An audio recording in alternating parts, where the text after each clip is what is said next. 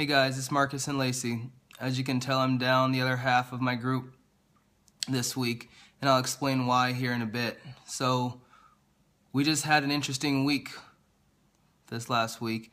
It consisted of continued shots, more medications including aspirin, Lupron, Menopur, Follistim, progesterone shots, just kind of the whole 9 yards.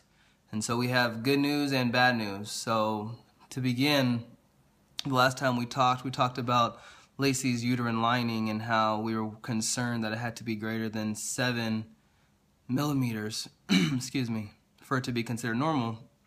And we did reach that milestone, which is good. So we reached the 7 millimeter mark, and we were scheduled for a retrieval and a transfer starting last week. So when we went in for our first ultrasound after the Follistim injections, which is a medication just used to stimulate the follicles to grow, Lacey had over 25 follicles total, but they stopped counting after 25 because there were so many immature and mature follicles in her ovaries. So we continued with daily ultrasounds because they were monitoring her levels with strict ultrasounds and blood work, just because there's a thing called hyperstimulation syndrome, which is commonly seen in patients that have PCOS, that are small frame, that are younger, and that have a lot of follicles in their ovaries. And of course, Lacey has most of the risk factors except for PCOS. So long story short, on our retrieval day, which was 5 days ago, they retrieved 41 eggs. And so talking with the doc and the nurse, they say an average cycle you get anywhere from 10 to 12 or kind of around that 13 number. So for my wife to have 41 eggs, that's a huge, huge number. And so what that means is that the same day I had to fertilize those eggs, and they grew for 5 days, which brought us to today. So the embryologist would call us daily with updates on how the embryos were growing just with time. They actually called us, they were supposed to call us daily, but they called us every other day just because we had so many that they were just monitoring it and telling us that everything was growing appropriately.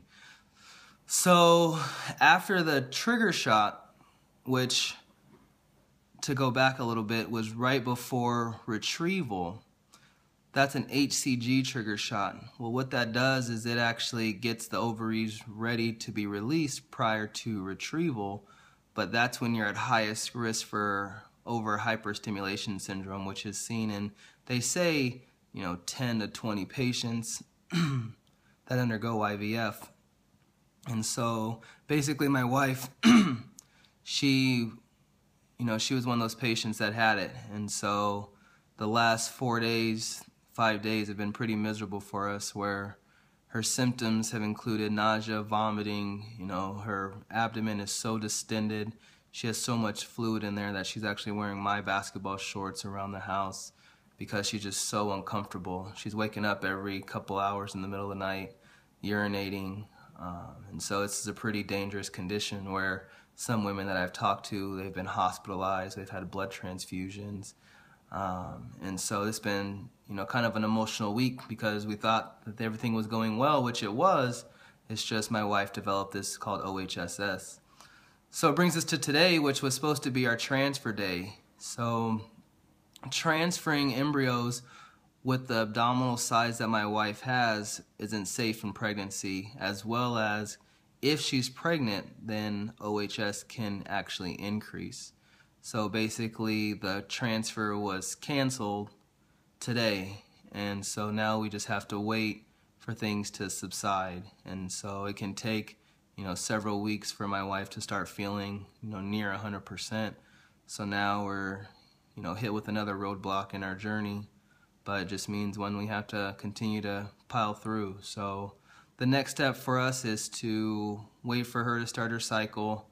Of course, wait for her to calm down with her symptoms that she's feeling right now, and then just take life day by day. So our journey continues. It's just right now, kind of wasn't expected that we wouldn't be transferring today, because today is the day we've been waiting for a while now, as this cycle has been in plan for 6 weeks or so with their fresh cycle, but now we're at a frozen cycle, which is okay. They say that the statistics of success, the stats, of success are pretty much the same, if not a little better. So we're just remaining positive, remaining optimistic, and just hoping that next year it's a new year for us. So thanks for joining us in our journey. Once again, you can follow us on Instagram, SARGE24, just Sarge24 if you like. If not, we'll try to put some new videos up probably here after Christmas, because that's next week obviously. So I want to wish everyone a Merry Christmas and Happy Holidays, and we'll keep you posted. And thank you for joining us on this journey. And once again, thanks for the prayers and the thoughts, and we'll talk to you guys later.